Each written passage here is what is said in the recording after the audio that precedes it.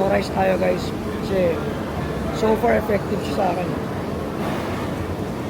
Medyo lumilit yung tiyan ko. Medyo pa lang. Wala.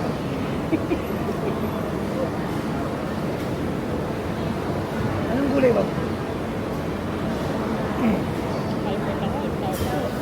Ito pechay. Singaporean pechay.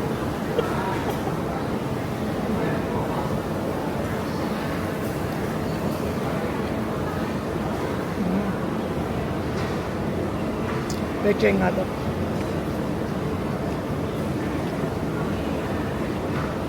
Ang liit ng pechay niya, no? Ang mini pechay.